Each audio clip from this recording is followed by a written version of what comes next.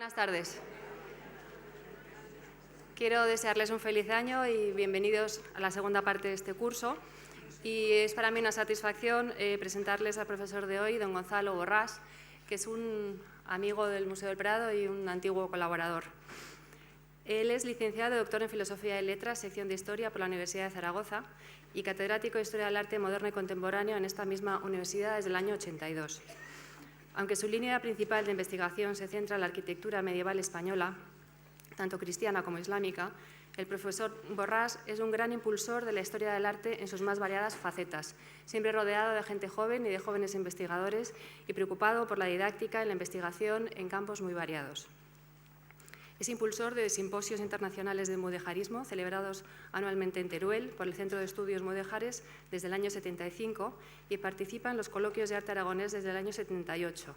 Promueve también el posgrado de Gestión de Patrimonio Cultural. Dirige varios proyectos de investigación, como estábamos diciendo, como el equipo de investigación consolidado Vestigium, con reconocimiento del Gobierno aragonés. A lo largo de su carrera académica también ha desempeñado distintos cargos relacionados con la promoción de la cultura, el arte y la investigación. Fue director del proyecto museológico del Espacio Goya en el 2005, director del programa Goya en 2008 y actualmente deja este puesto para centrarse en la creación del Centro Nacional de Investigación dentro del mismo Espacio Goya en torno a la figura del pintor de Fuenteotodos. También quiero explicarles que pasado mañana inauguramos una selección de este curso precisamente en Zaragoza, gracias también al impulso del profesor Borrás. Desde el punto de vista de la edición, es fundador de la revista Antigrama en el 84 del Departamento de Historia del Arte de la Universidad de Zaragoza y director de la misma entre el 84 y el 93, consejero editorial de varias revistas científicas y miembro del Consejo de Dirección de la Gran Enciclopedia Aragonesa. Esto es un resumen, como siempre, de su currículum que tienen en la carpeta y, sobre todo, ahí tienen su gran y extensa bibliografía. Gracias.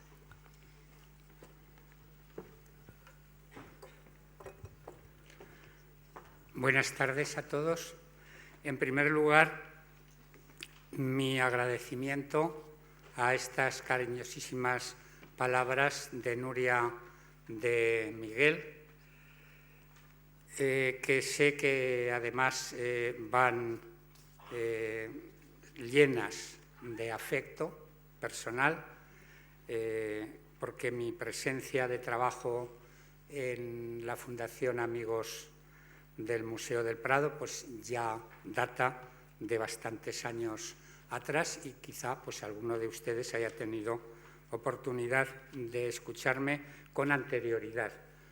Bien, yo ya sé que rompemos un poco las telarañas de los turrones después de las vacaciones de Navidad, reanudamos curso y a veces pues cuesta un poco entrar en materia a todos, a mí el primero, porque no somos ninguna excepción, los profesores tampoco, y quería, en primer lugar, sobre todo para que no haya decepción para nadie en relación con el contenido de esta lección, que sí que puedo asegurarles que he preparado con muchísimo cariño, quería decirles cuáles son los dos objetivos importantes de la lección. Y quería advertirlo previamente para que luego al final puedan tener criterio y juicio de valoración. Es decir, que ustedes mismos puedan, después de la exposición de la lección, pues juzgar si he logrado los dos objetivos, o solo uno, o solo parte, o nada, en cuyo caso pues me suspenden. El primer objetivo está relacionado directamente con el curso.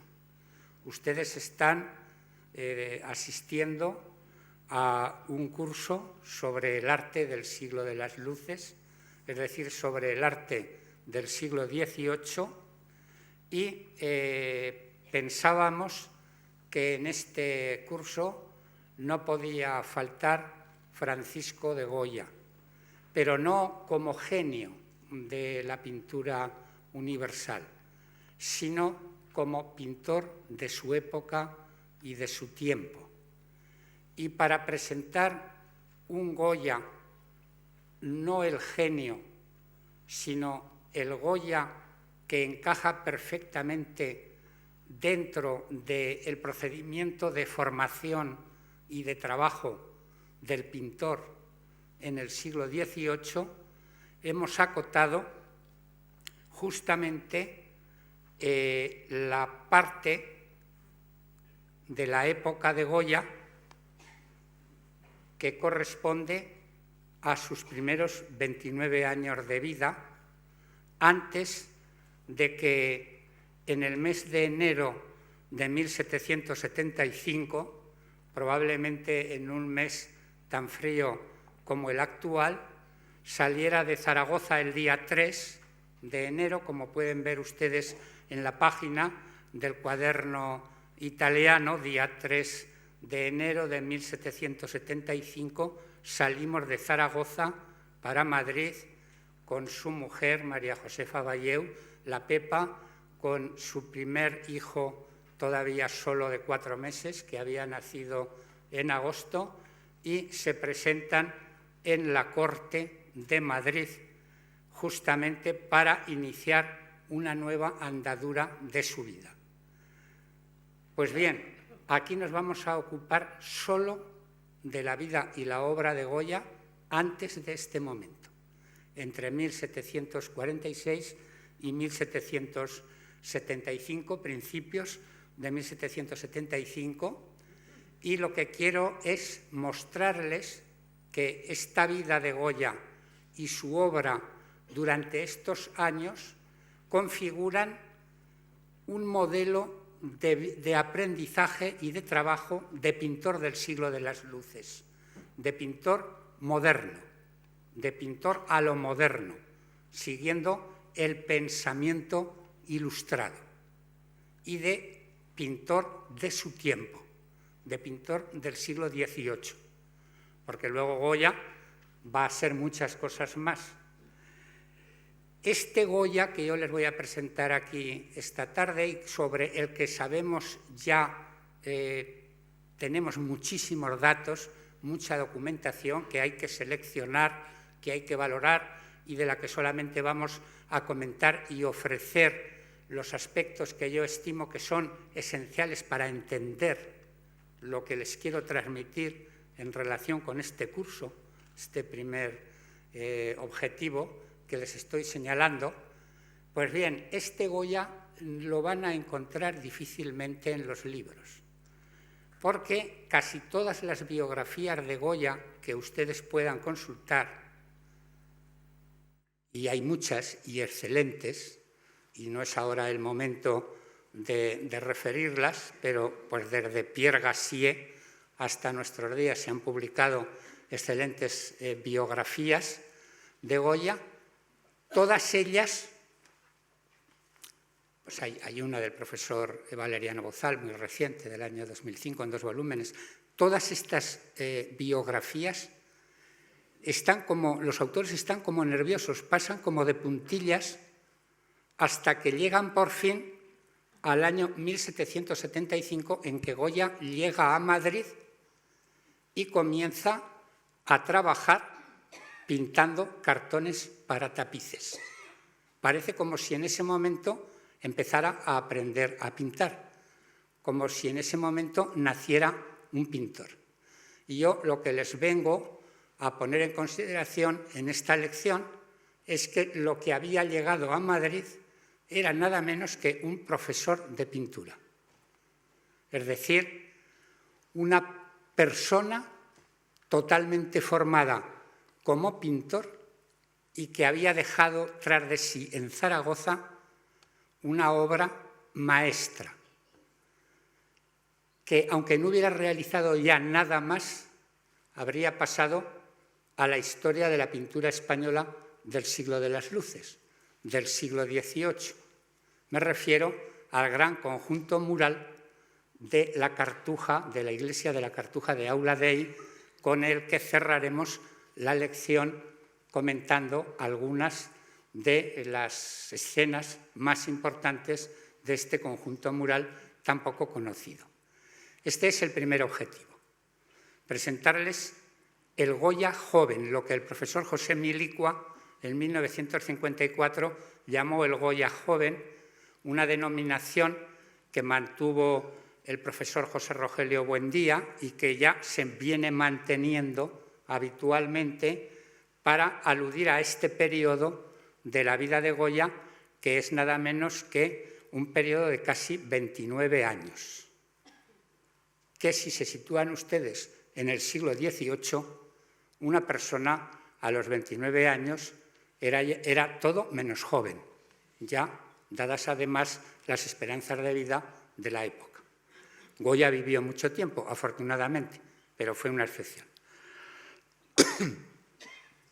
El otro objetivo importante de esta lección es exponerles cómo todo lo que Goya es, su sistema de aprendizaje y su desembocadura en profesor de pintura, a lo largo de este periodo lo debe a Zaragoza. Es decir, Goya nació por una casualidad que ahora comentaremos en la localidad de Fuendetodos, un pueblecito de la provincia de Zaragoza, a unos 50 kilómetros, el 31 de marzo del año 1746. Este nacimiento de Goya se debe a que los padres de su madre Gracia, Francisco de Goya y Lucientes, Gracia Lucientes, su madre tenía los padres en Fuendetodos y en Zaragoza estaban reformando la casa donde vivían, en la Morería Cerrada, por lo que en la casa estaban en obras y los padres se trasladaron provisionalmente durante un breve periodo de tiempo a vivir a casa de los abuelos maternos de Goya en Fuendetodos. Allí nació, pero allí solamente estuvo un mes. El propio Francisco de Goya, en una reciente y muy importante aportación que se ha publicado en el último número del Boletín del Museo del Prado, que les recomiendo a los que no lo tengan o no lo hayan visto, pues que se apresuren a adquirirlo, porque Jesús López Ortega, que es un licenciado que trabaja su doctorado con el profesor Cruz Valdovinos, ha dado con todo el expediente matrimonial de Goya aquí en Madrid, en el Archivo Diocesano de Madrid, donde se conservan los autos de libertades y de amonestaciones que se hacían habitualmente para casarse. Las fuentes de los archivos eclesiásticos han sido decisivas para configurar la vida de Goya en estos últimos tiempos. Y cuando Goya se presentó en Zaragoza ante el vicario general en el año 1773 para hacer las declaraciones de que se encontraba soltero y sin ninguna atadura que le impidiera contraer matrimonio con Gracia Lucientes, expuso ante el vicario su vida, brevemente. Y en esta breve exposición de su vida, Goya dijo, les leo textualmente porque así no tengo que explicarles nada más, que hallándose su padre y madre en dicho lugar de Fuendetodos, nació en él y al mes fue traído por sus padres a esta ciudad de Zaragoza, de donde eran vecinos y parroquianos, y residió en ella hasta el año de 1769, que pasó a la corte de Roma a estudiar a la Academia del Diseño para los adelantamientos de la pintura, donde se mantuvo 2 años, y hace cerca de otros 2 que volvió a dicha ciudad de Zaragoza y parroquia de San Miguel de los Navarros. Es decir, que tras tantas elucubraciones que se han hecho e investigaciones para intentar aclararlas sobre la vida de Goya, resulta que hoy podemos precisar con absoluta en fin, con absoluto rigor, que Francisco de Goya, al mes de nacer, vuelve a Zaragoza y en Zaragoza está hasta 1769, en que va a Roma, donde va a pasar 2 años en Roma. Otra circunstancia sobre la que se ha elucubrado mucho también, el tiempo de estancia en Roma de Francisco de Goya, y donde vuelve a Zaragoza, donde en junio de 1773, en vísperas de su boda, hacía casi 2 años que había vuelto de Roma. Esto nos permite establecer toda su biografía y decir, como ya había demostrado José Luis Ona con anterioridad en su investigación sobre Goya y su familia, también basándose en fuentes eclesiásticas, en los libros de cumplimiento pascual de las parroquias de Zaragoza, que Goya, salvo los 2 años que había estado en Roma, en 1770 y 1771, había estado cumpliendo pascualmente, confesando y comulgando, y registrado en los libros de la ciudad de Zaragoza. ¿Por qué insisto en esto? Porque el otro objetivo de esta lección es demostrarles que fue Zaragoza, la ciudad de Zaragoza, la que aportó dentro de su contexto cultural, social, artístico, todos los elementos e ingredientes de la formación de Goya como profesor de pintura, dentro de los cuales entraba como algo normal y habitual el viaje a Italia y la estancia en Italia, que en el siglo de las luces, desde la corte madrileña, era promovida por la Real Academia de Bellas Artes de San Fernando, desde 1752, pero que en Aragón venía siendo promovido el viaje a Italia con bastante anterioridad desde el siglo XVII. Y a Italia fue uno de los grandes historiadores de la pintura española, Giuseppe Martínez.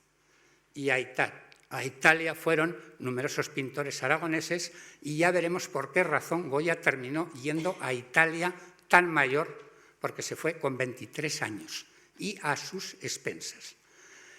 Pues bien, este Goya del que estamos hablando, este Goya que el 2 de junio comparece ante el vicario general de la diócesis de Zaragoza y le dice: yo soy Francisco de Goya, profesor de pintura, es este que están viendo en el autorretrato.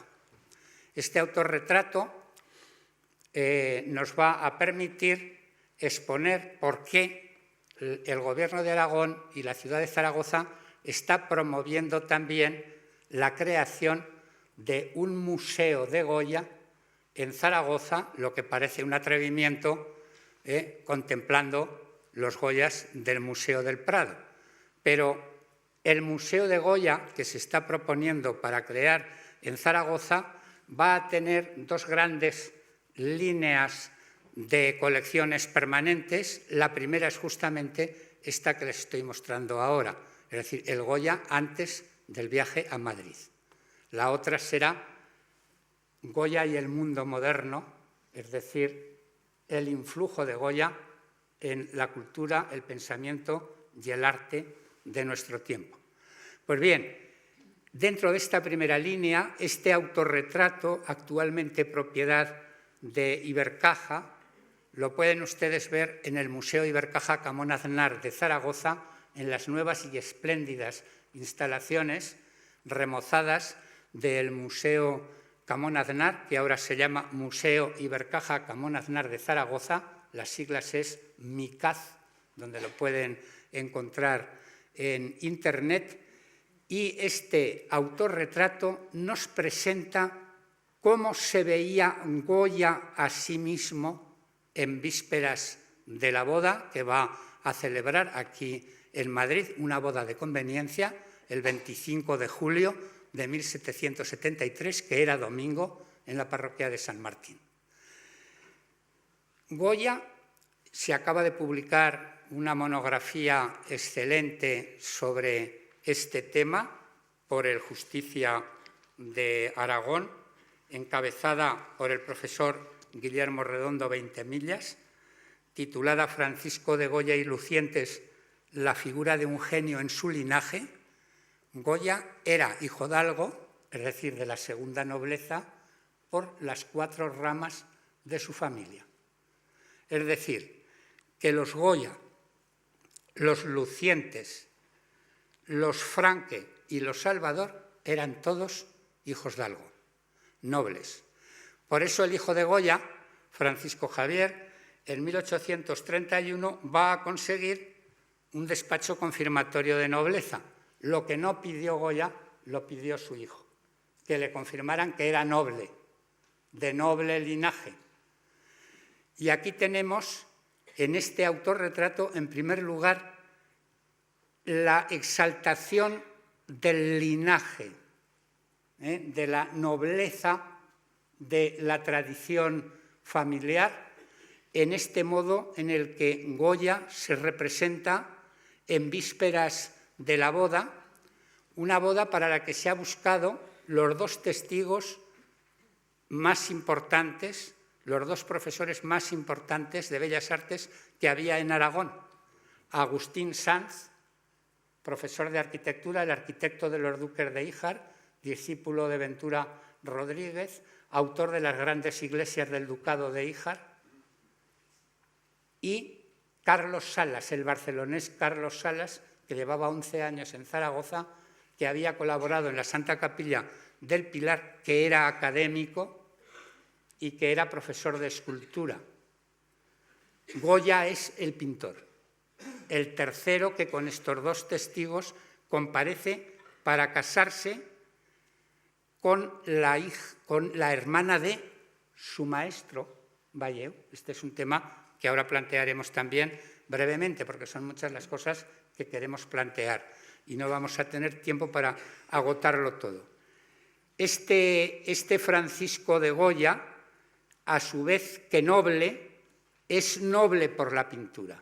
Es decir, aquí tenemos un poco la dimensión metafórica del retrato, del autorretrato de bodas de Francisco de Goya, un autorretrato que les invito a que contrasten por su calidad, por el modo como capta extraordinariamente la expresión del rostro, la psicología, la profundidad de la mirada, las tintas que utiliza, las luces y sombras que utiliza en el retrato, que lo cotejen con los mejores retratos, autorretratos de la pintura española del siglo XVIII, de los que tendrán ustedes enormes oportunidades a lo largo de este curso, desde Antonio Rafael Mengs a todos los que puedan ver. Yo les he traído también otro autorretrato que durante algún tiempo pasó como que era autorretrato de Goya y que, sin embargo, es autorretrato de su cuñado. Su cuñado, Francisco Valleu, que se había ido a Madrid ya en 1763, donde estaba aquí, en Madrid, llamado por Mengs como pintor de la corte y pintor del rey, y que había dejado este magnífico autorretrato del sombrero de ala ancha, que durante bastante tiempo ha sido expuesto en el Museo de Zaragoza como autorretrato de Goya. Si se fijan ustedes, ahora no vamos a hablar de problemas de técnica de pintura, sino simplemente de fisionomía del rostro. El Goya que vemos aquí, que es el auténtico autorretrato, no tiene nada que ver con los rasgos del rostro de su cuñado Francisco Valleu, que pueden ver luego perpetuados en los magníficos autorretratos y retrato de Goya del Valleu mayor que tienen ustedes aquí en Madrid. Pues bien, Goya se va a declarar en algún momento discípulo de Francisco Valleu por conveniencia. Pero Goya es obvio que no fue discípulo de Francisco Valleu. fue discípulo de José Luzán, un pintor más modesto de Zaragoza, pero un pintor que le enseñó a pintar a Francisco de Goya siguiendo las técnicas de las academias de pintura italianas, que son las que se van a consolidar en el aprendizaje de la pintura a lo largo del siglo XVIII. Es decir, academias de dibujo, donde se aprendían los rudimentos del dibujo, copiando dibujos, copiando grabados, copiando también estatuas, vaciados, copiando del natural, copiando del desnudo. Este era el sistema de aprendizaje académico del dibujo como base esencial de la pintura en el siglo XVIII. Y esto, Francisco de Goya, según él declara ya siendo mayor, prácticamente en vísperas de su muerte, y para incluirlo en un catálogo del Museo del Prado, en 1828, dice que estudió dibujo durante 4 años con don José Luzán. Lo que ocurre es que de joven, y para subir y conseguir los logros que él se propuso en Italia se hizo pasar por discípulo de Francisco Valleu. Bien, en este curso y dentro de los grandes pintores del siglo XVIII, creo que no tienen ustedes a Francisco Valleu. Si exceptuamos a Francisco de Goya, el mayor pintor español del siglo XVIII es Francisco Valleu. Esto dicho por don Francisco Javier Sánchez Cantón, quiero decir, no dicho por este modesto profesor. Y Valleu, antes de 1763, es decir, antes de venir a Madrid aquí a la corte para trabajar para el rey, ya realizaba este tipo de pintura en la que había perfectamente absorbido el modo de pintar de Conrado de Antonio González Velázquez, es decir, de los pintores más novedosos del momento en pintura religiosa en España. Esta Inmaculada la tienen ustedes en Zaragoza, en la capilla del Palacio Arzobispal, y data, como pueden ver, de 1758, 5 años antes de que viniera a Madrid.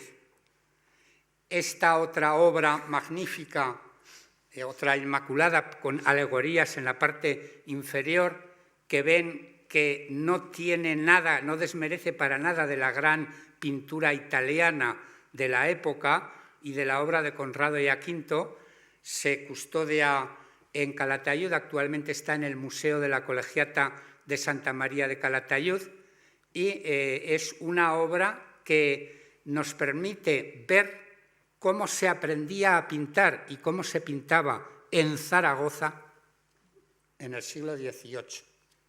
Porque en Zaragoza está el pilar, al que luego me referiré, donde se había realizado la decoración de la cúpula sobre la Santa Capilla, precisamente por el gran pintor Antonio González Velázquez, discípulo de Conrado y Aquinto. Pues en esta estela de Conrado y Aquinto de Antonio González Velázquez, Francisco Valleu se convierte inmediatamente en un pintor de primerísima categoría, también antes de su llegada a la corte.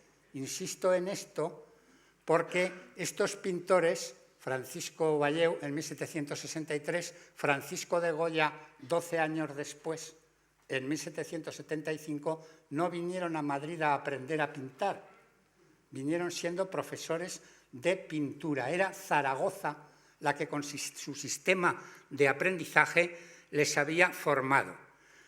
Valleu el Grande es Francisco Valleu, pero Valleu tenía 2 hermanos, de menor calidad obviamente en cuanto a su categoría como pintores del XVIII, Ramón Valleu, esta obra que ven es suya, y Fray Manuel Valleu, y naturalmente el maestro de Goya, José Luzán, realizaba obras dentro de un estilo mucho más barroco, de tradición napolitana, con esos grandes fondos dorados que ven ustedes aquí, un lenguaje formal, un estilo formal anterior a la revolución de Conrado V, es decir, que Goya tuvo un profesor de pintura que podemos considerar un pintor de segunda categoría en una ciudad no capital, no cortesana, como era Zaragoza.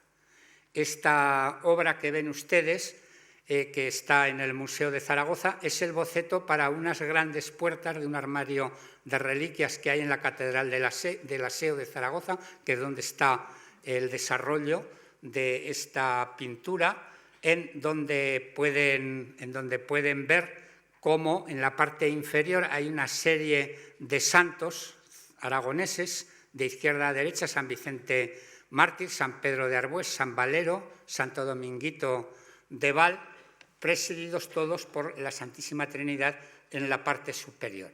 Es José Luzán, un pintor barroco dentro de la tradición napolitana, como ha estudiado muy bien el profesor Arturo Ansón, y este es el maestro que tuvo Goya.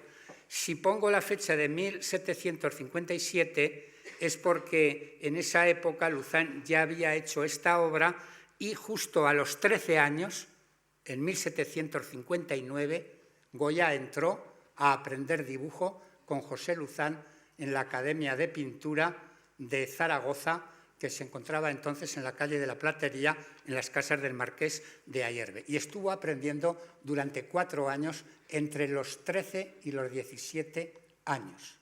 De manera que conocemos muy bien estos aspectos gracias a las propias declaraciones de Goya al final de su vida, gracias a las declaraciones de su hijo también, Francisco Javier, en 1831, que es el que dijo que empezó a pintar a los 13 años, porque Goya solamente había aportado en 1828 que había estado 4 años pintando, aprendiendo dibujo con José Luzán. Fuendetodos no es, pues, más que un episodio en la vida de Goya. No obstante, en Aragón, Fuendetodos es visita cultural obligada, porque ahí se ha instalado un magnífico museo de grabado sobre Goya, y una pretendida casa natal que se inventó Ignacio de Zuloaga a principios del siglo XX y que parece que no es la casa donde vivían los lucientes. Pero en todo caso, pues bueno, es una casa de la localidad de Fuendetodos del siglo XVIII. En Fuendetodos se dice que Goya pintó las puertas del armario de la sacristía de la iglesia, que ardieron en la Guerra Civil, estas puertas, que sería su primera obra del año 1763, cuando fue en el mes de noviembre a sacarse la partida de bautismo para demostrar que tenía 16 años y que ya podía venir a la corte a concursar a los concursos de la Academia de San Fernando. ¿Cómo trabajaban estos pintores, además de copiar dibujo del natural? Pues en la pintura mural seguían copiando grabados, es decir, que el modo de aprendizaje era copiar. No trabajaban pues de su invención, se dedicaban a copiar las composiciones que otros pintores habían inventado. Tanto pintores franceses, y sobre todo grandes pintores franceses del siglo XVII, como pintores italianos, y sobre todo grandes pintores italianos del siglo XVII. Los clasicistas bologneses, los clasicistas franceses como Poussin, son las fuentes de copia de todos estos pintores aprendices en las academias de dibujo. Lo que no voy a tratar en esta lección, porque no puedo, y ustedes me disculparán, es todo el problema de las atribuciones de obras a Goya, joven en esta época. Voy a hacer justo lo contrario. Solamente vamos a ocuparnos de las obras seguras, documentadas y que sabemos con absoluta seguridad que eran de Goya, para poder definir los lenguajes formales artísticos que Goya utilizó durante su juventud. Y dejamos para los especialistas todo el problema de las atribuciones.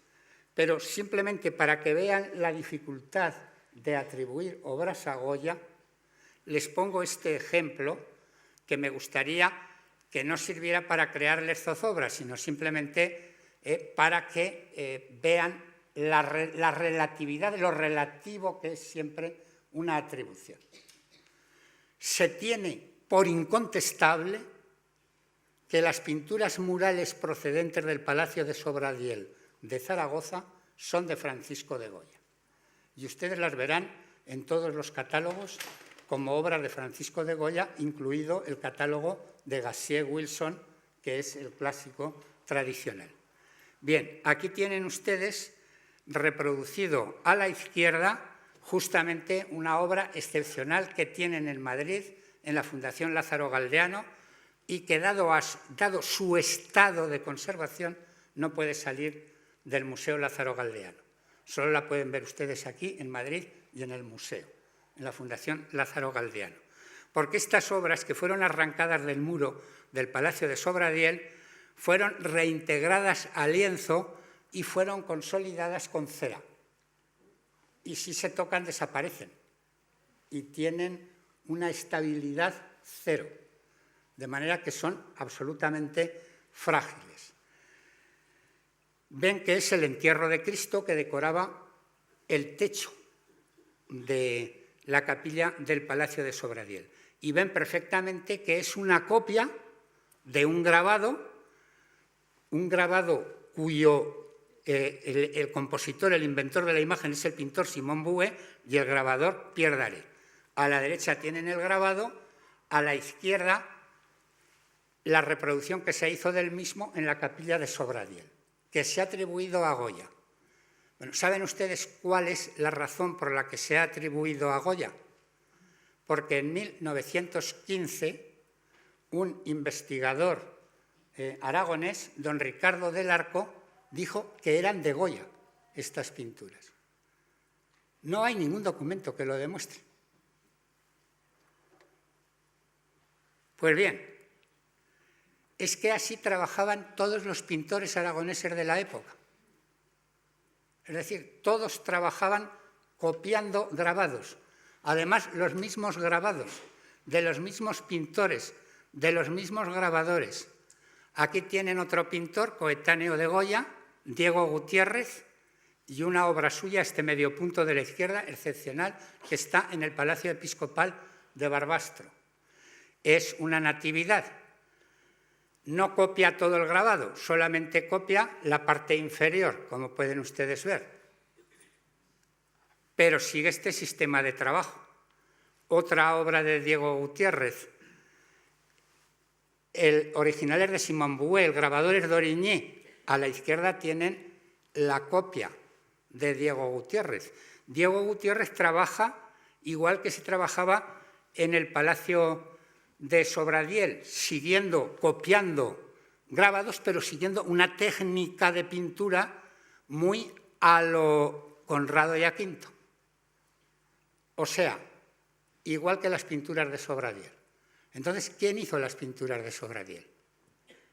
¿En realidad son de Goya porque lo haya dicho Ricardo del Arco? Si todos los pintores aragoneses del momento trabajaban igual y hacían lo mismo y con la misma técnica. Entonces, por fortuna, tenemos un investigador actual, el profesor José Ignacio Calvo Ruata, que está estudiando la pintura aragonesa de la época de Goya. Porque es que si no resulta que todo lo que se pintó en Aragón en época de Goya lo pintó Francisco de Goya. Este es el problema de las atribuciones. No seguiré por este camino porque no me quiero enemistar tampoco con las personas que se dedican a esta tarea. Entonces, ¿qué obras seguras tenemos de Goya? De Goya tenemos seguro el cuaderno italiano. El cuaderno italiano fue la gran... el éxito, el gran hito del año 1993, aquí en Madrid, en el Museo del Prado, cuando se adquirió por el Museo del Prado, es propiedad del museo, se hizo la primera edición facsímil con el estudio de los profesores Manuel Amena y Jesús Urrea, es sobradamente conocido, en todas sus páginas sigue siendo la fuente capital para conocer a Goya en este momento. De modo que si ustedes quieren empaparse de Goya joven, todavía están a tiempo, porque ha habido una reedición del cuaderno italiano este año pasado, 2008, en Zaragoza. Todavía están a tiempo de adquirir la reedición facsímil. Si quieren esperar, van a salir nuevas ediciones facsímiles con estudios de nuevos investigadores. Pero el cuaderno italiano, con sus dibujos en sus páginas, con sus textos, con sus anotaciones, con sus cuentas, con sus relaciones de hechos y de sucesos, anotaciones de nacimiento de todos sus hijos, etcétera, sigue siendo una fuente fundamental para conocer a Goya y para saber qué hizo Goya en Roma durante 2 años. Porque salvo lo que les acabo de decir, dicho por el propio Goya, no sabemos nada. Es decir, en Zaragoza ha habido una gran exposición sobre Goya e Italia, comisariada por el profesor Sureda en el año 2008, y se han publicado 2 enormes volúmenes, todos llenos de ciencia y sabiduría. Todo para decir que, salvo el cuaderno italiano y lo que luego les diré, de Goya en Roma no sabemos otra cosa, porque no ha aparecido testimonio suyo por ninguna parte, salvo el concurso de Parma. De manera que tenemos 3 hechos esenciales que constituyen fuentes fundamentales para el conocimiento de Goya. El cuaderno italiano. El cuaderno no es un cuaderno de alumno de academia. Goya fue a Italia con 23 años, igual que habían ido antes que él otros aragoneses como el pintor Manuel Eraso en 1962, con 20 años, como el escultor Juan Adán, perdón, en 1700, entiéndanme que cuando digo, me confundo en alguna fecha, quiero decir 1700.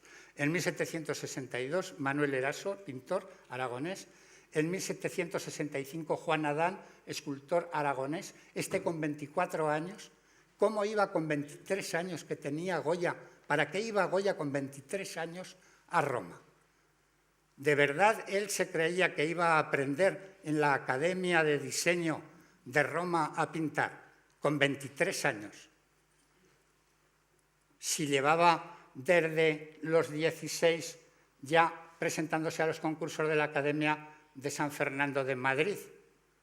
No sabemos nada de Goya entre 1763 y 1769, en que va a Roma durante esos 7 años. No sabemos nada de Goya, ni de lo que hizo. Pero con 23 años a Roma va a buscar algo, va a buscar algún título, a conseguir algún premio en algún concurso. Va a traerse un espaldarazo de profesor de pintura. Y no tiene tiempo para inscribirse en las academias. Y de hecho no aparece inscrito y matriculado en ninguna.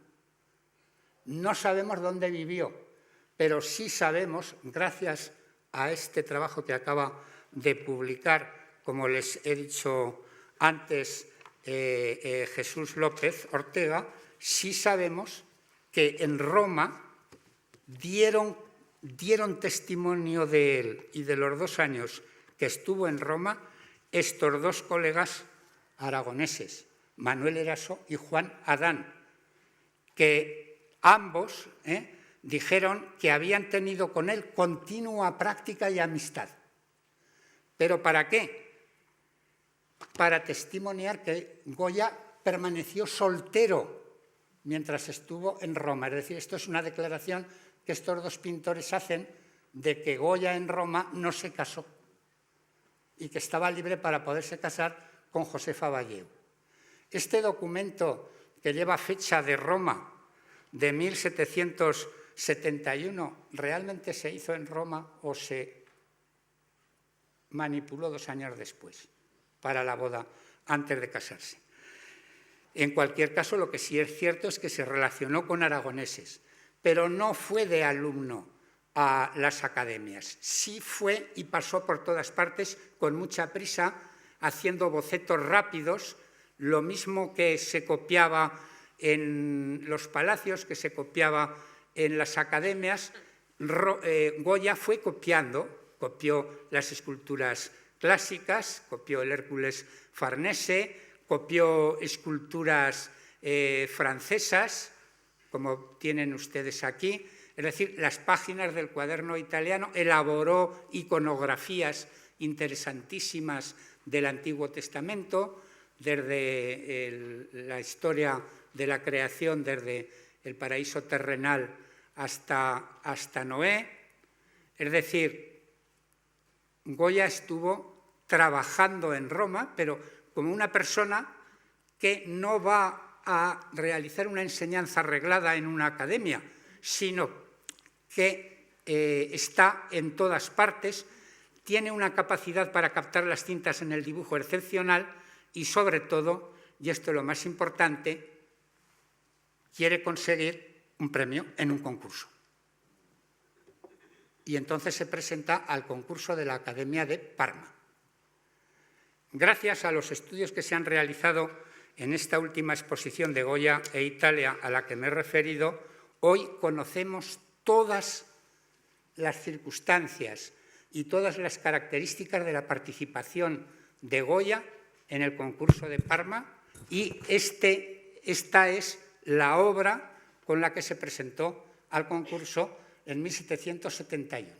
Es decir, aquí sí nos detenemos unos minutos, no muchos porque nos va a faltar tiempo, pero aquí sí tenemos una primera obra acabada de Francisco de Goya, donde podemos analizar las características de la misma y ver qué tipo de pintura hacía Goya en 1771, cuando tenía ya, no lo olvidemos, 25 años, edad a la que un pintor es un pintor maduro.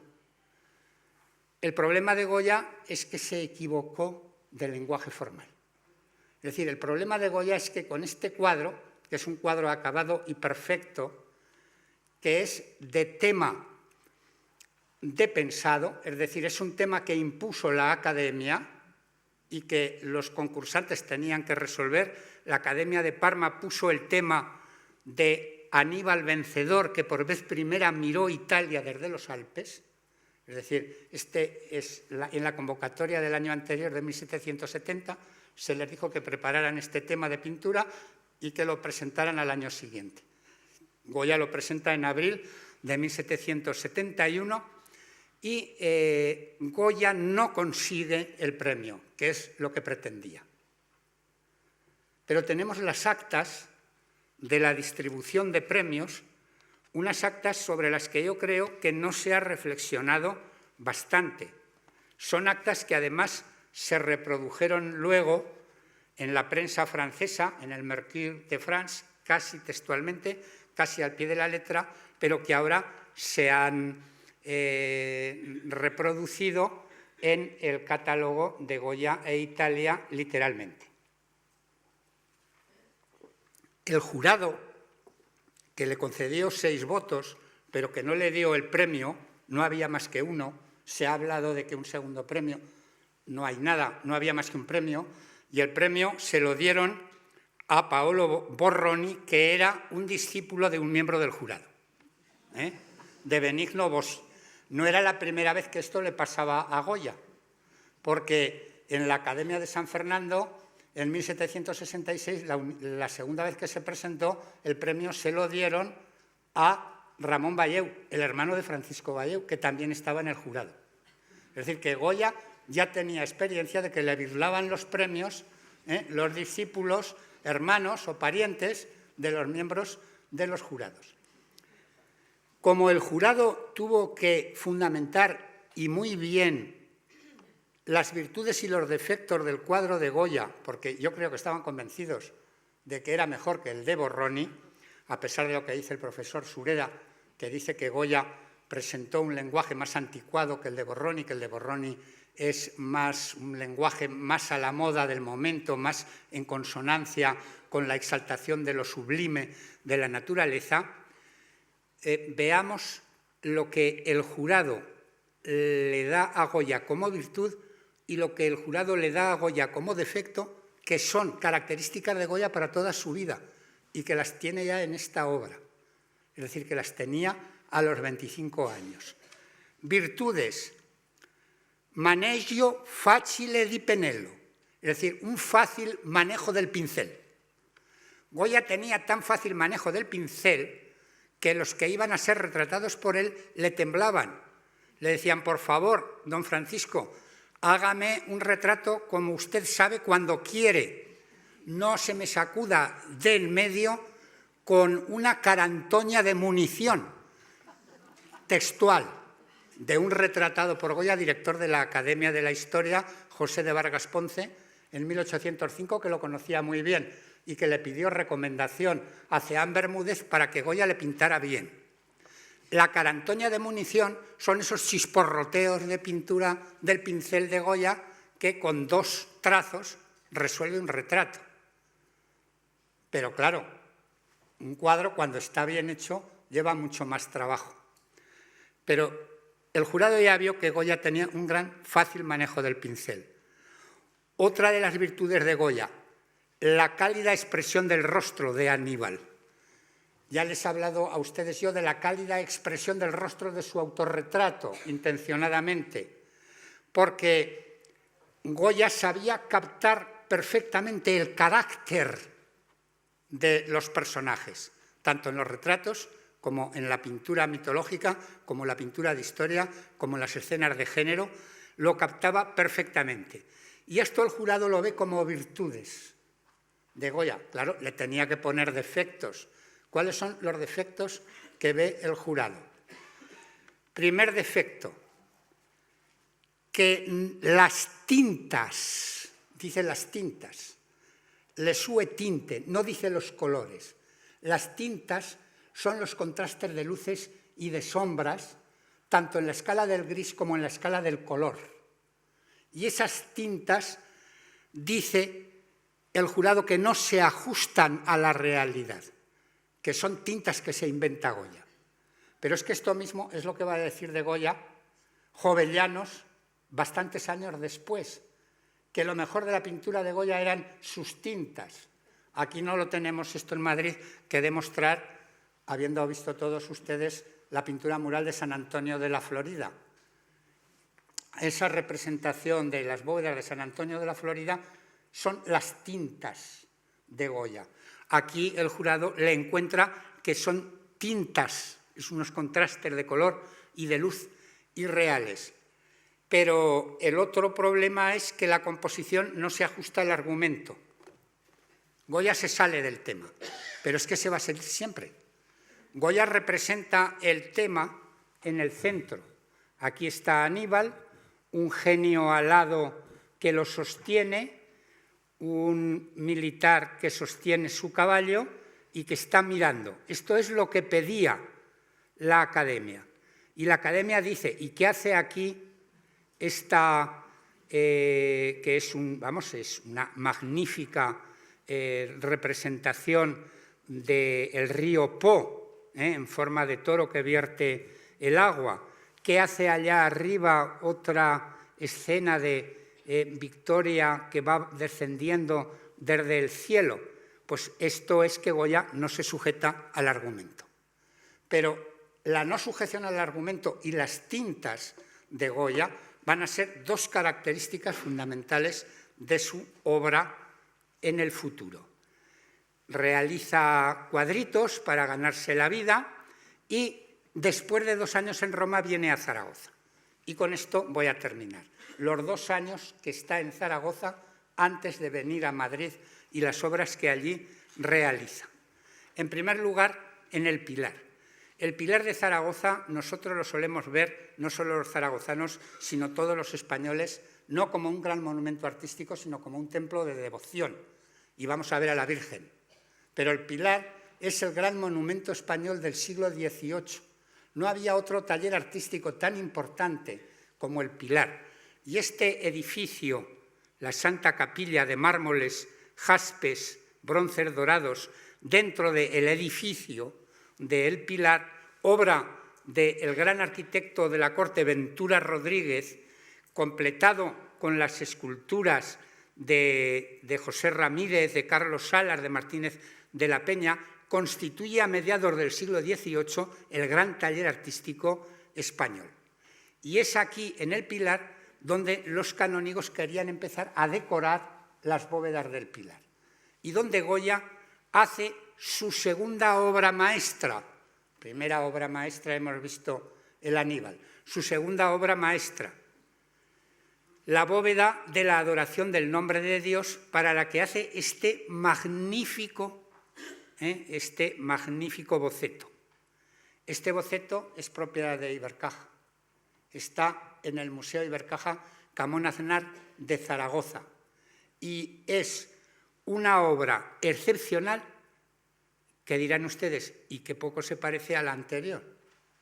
En efecto, qué poco se parece este lenguaje al anterior, porque este es un lenguaje barroco y rococó, lleno de dorados napolitanos, lleno de nubes, compuesto a base de triángulos y de diagonales en escorzo. En definitiva, Goya trabaja para los canónigos del Pilar, se está jugando el porvenir.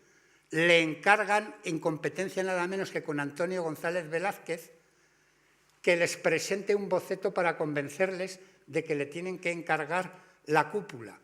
Y les hace nada menos que este boceto, que ya los propios canónigos vieron que era una obra de extraordinaria calidad y categoría, más que la propia realización. Vean los detalles, porque tienen muchísima calidad de las fotografías, son de la Fundación Goya en Aragón, con cuya referencia acabaré, dibujos. Es decir, Goya se prepara a fondo para hacer esto, para decorar al fresco la bóveda del coreto, que es un resultado bastante peor que el propio boceto, y que Goya realiza en 4 meses, y que tenía que haber hecho en 6, pero lo hizo mucho más rápido, lo hizo en 4.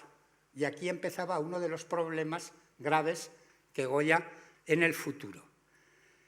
Hacía cuadritos pequeños para la familia, no debemos de equivocarnos. Goya, igual que los escritores cultivan varios géneros y hacen novelas, relatos cortos, etc., los pintores cultivan diferentes lenguajes. Y Goya hace cuadritos pequeños, de pequeño formato, que ahora sabemos con toda seguridad que son suyos, que están en el Museo de Zaragoza, como esta Virgen del Pilar, cuyo apunte está, cuyo borroncillo está a la derecha y es del cuaderno italiano.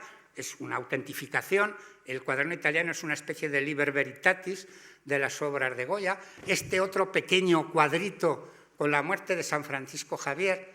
Estas son cosas que hace para la familia, para él, para la familia, para los amigos, para Martín Zapater.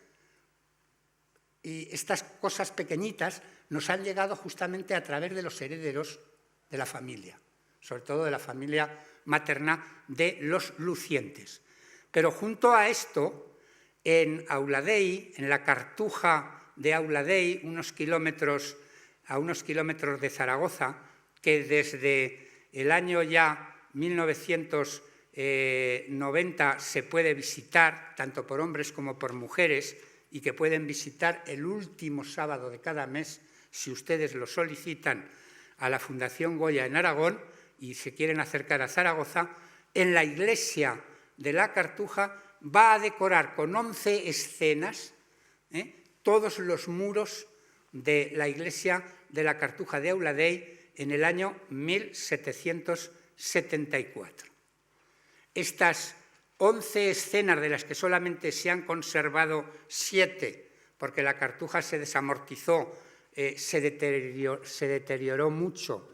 En 1903 parte de las escenas fueron rehechas por los pintores franceses, los hermanos Biffet, dentro de un estilo tipo Sensill-Pis, de un realismo religioso característico de 1900, pero el resto de las 7 escenas conservadas nos presentan una obra de Francisco de Goya en la que ya en 1774, fíjense las tintas de estos 2 ángeles que custodian el arca, observen el ángel que está anunciando a San Joaquín que la Virgen va a ser madre, son escenas de la vida de la Virgen, en donde podemos volver a ver en muchas de las composiciones cómo el tema central se ajusta, igual que en el Aníbal, a lo que encarga el tema religioso,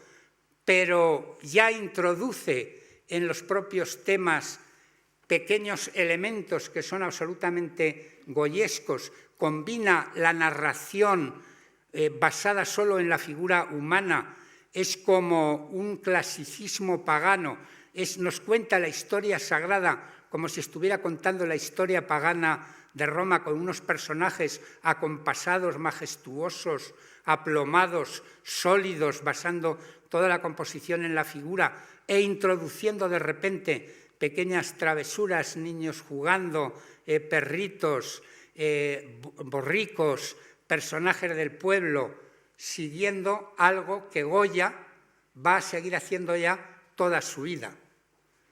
Me gustaría cerrar la exposición, porque ya estoy abusando de ustedes, con el comentario de esta escena de la vida de la Virgen de la iglesia de la Cartuja de Aula Dei, que es, desde mi punto de vista, la obra más lograda de Goya en Aula Dei y que nos demuestra a este profesor de pintura que con 29 años llega a la corte con toda modestia a trabajar haciendo cartones para tapices, una tarea nada fácil.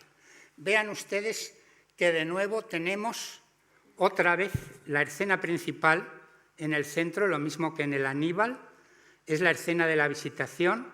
La Virgen acude con San José a ver a su prima Santa Isabel, ambas están embarazadas.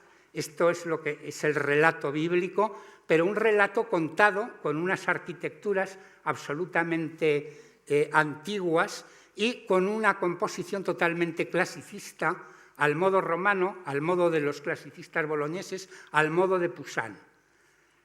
Y saliéndose por completo del argumento, como le reprochaban los de Parma, aquí tienen estas 2 muchachas en conversación que se han escapado de la escena principal y que están entretenidísimas hablando, pero que son un tema de la gran pintura del 18, de las alegorías del 18, y en el otro lado, esta es la escena principal, fíjense ustedes cómo Goya utiliza un elemento que son 3 escalones, como en los templos clásicos, para colocar sobre ellas las figuras principales, mientras que en el otro lado, contrastando con esta escena principal, vean los criados con el borrico, aquí abajo, porque esto si no se indica no se ve, lo mismo que en el cuaderno italiano, los criados que están en escenas de cortejo, cortejando a esas muchachas de la parte superior derecha, se ha salido del argumento. Está utilizando unas tintas inapropiadas que no se ajustan al natural. ¿Verdad? Este es Francisco de Goya, a los 29 años, antes de llegar a Madrid. Y este Goya es el que queremos, además de reconocerlo como un gran pintor del siglo XVIII, antes de ser genio, antes de aprender de Velázquez, antes de ser todo lo que Goya va a ser en la gran pintura universal. Este es uno de los relatos de los itinerarios que en el Museo de Zaragoza la Fundación Goya en Aragón quiere introducir. Espero que les haya convencido.